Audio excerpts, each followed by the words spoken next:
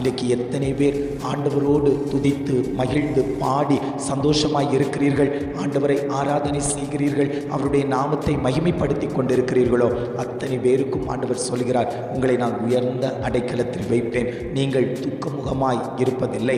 அநேகரை பார்க்கும்பொழுது எப்பொழுதும் துக்க முகத்தோடே இருப்பார்கள். அவர்களுடைய முகம் வாடி போய் காணப்படும். அவர்களுடைய இருதயத்தில் ஒரு மலர்ச்சி காணப்படாது. அவர்களை விசாரிக்கும் போது அநேக காரியங்களை சொல்லுவார்கள். உலக காரியங்களிலே அவர்கள் புரண்டு கிடப்பார்கள். கடன் பாரம், வியாதி, வியாகுலம், நெருக்கம், புருஷனாருடைய மது பழக்கம், விபச்சாரத்தின் ஆவி, பிள்ளைகளுடைய மது பழக்கம், போதைப் பொருள் பழக்கம், இப்படியாய் பல காரியங்களை அடுக்கிக் கொண்டே போவார்கள். இதனால் சத்ருவானவன் அந்த குடும்பத்தில் துக்கத்தை வருத்தி கொண்டே இருப்பான். எவ்வளவுதான் சம்பாதித்தாலும் அந்த குடும்பங்களில் ஒரு சந்தோஷம் காணப்படுவதில்லை.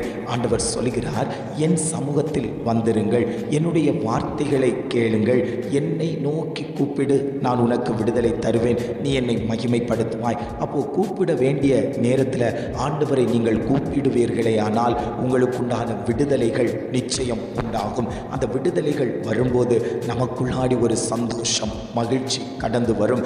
மனிதன் விடுதலை செய்ய மாட்டான், சொந்த பந்தங்கள் நம்மை விடுதலை செய்ய மாட்டார்கள். ஆனால் நாம் ஆராதிக்கிற தேவன் எப்பேற்பட்ட சூழ்நிலையில் இருந்தாலும் அவர் நம்மை விடுவித்து நம்மை ஜெயமாய் நடத்துவதற்கு அவர் சித்தமுள்ளவராய் இன்றைக்கு நம்மோடு கூட இருந்து கொண்டிருக்கிறார். குதிரை யுத்த நாளுக்கு ஆயத்தமாக்கப்பட்டிருக்கிறது. ஜெயமோ கர்த்தரால் வரும் என்று வேதம் சொல்லுகிறது.